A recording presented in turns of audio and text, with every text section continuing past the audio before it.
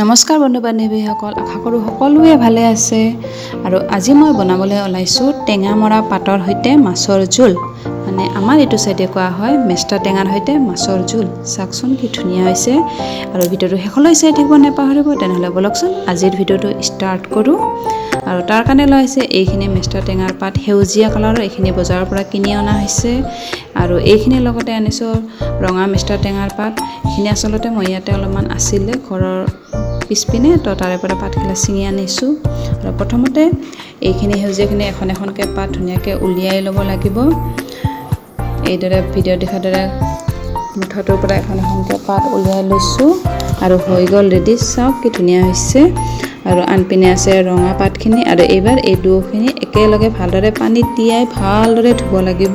বেছি চাওক ধুনীয়াকৈ ধুব লাগিব, যাতে পাতত যদি ধূলি বালি লাগি থাকে সেইবিলাক গুচি যায়।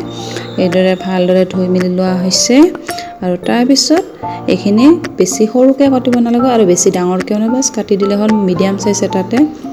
ভিডিঅ'ত আপোনালোকক দেখুৱাই দিছোঁ। এইদৰে ধুনীয়াকৈ পাতখিনি কাটি লোৱা হ'ল।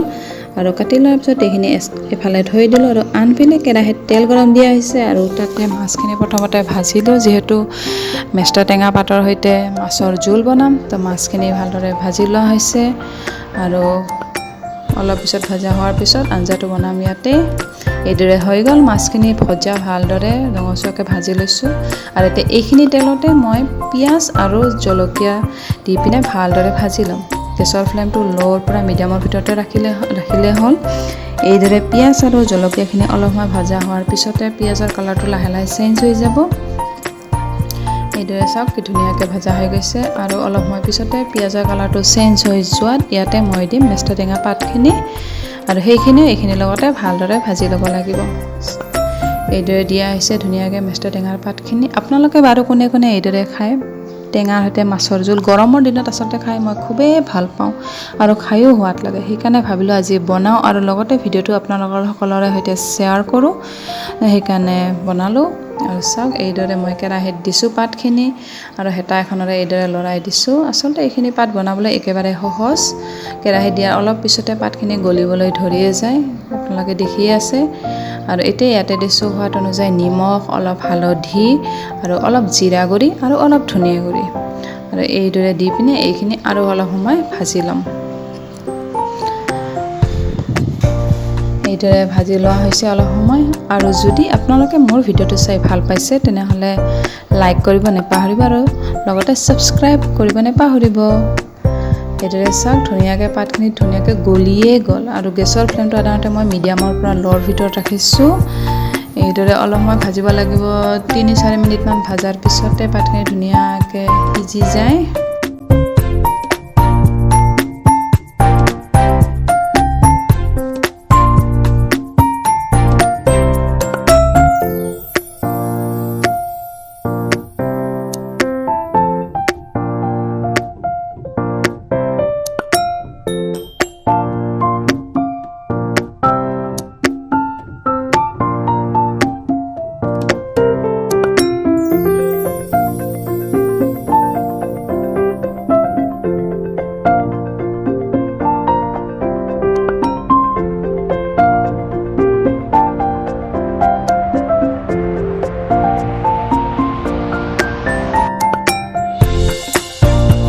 আৰু আঞ্জাখিনি ধুনীয়াকৈ গৰম হৈছে। আৰু এতিয়া ইয়াতে মাছখিনি দি যাব লাগিব। মাছখিনি ইয়াতে মই ধুনীয়াকৈ দি দিছোঁ। আৰু মাছখিনি দিয়াৰ পিছত আৰু অলপ সময় 6-7 মিনিটমানৰ কাৰণে ল' ফ্লেমৰ ভিতৰত ঢাকনিখন নিদিয়াকৈ আঞ্জাখিনি গৰম হ'ব দিম।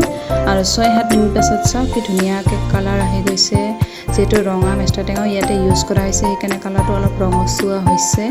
আৰু এইদৰে চাওক। আৰু এইটো পাতৰ সাধাৰণতে বেছিমান টেঙা নহয়, গৰমত খাই খুবেই ভাল লাগে। আৰু চাওক কি ধুনীয়া হৈছে, কালাৰটো দেখিবলৈ ইমান ভাল লগা হৈছে। আৰু এইদৰে অলপ সময় পিছত গেছৰ ফ্লেমটো লাহেকৈ অফ কৰি দি যাম। আৰু ৰেডি হৈ গ'ল মেষ্টা টেঙাৰ সৈতে মাছৰ জোল। চাওক কি ধুনীয়া হৈছে কালাৰটো। আপোনালোকে নিশ্চয় ট্ৰাই কৰি চাব। আৰু লগতে যদি মোৰ ভিডিঅ'টো চাই ভাল পাইছে তেনেহ'লে লাইক, কমেণ্ট আৰু ছাবস্ক্ৰাইব কৰিব নাপাহৰিব। Bye bye.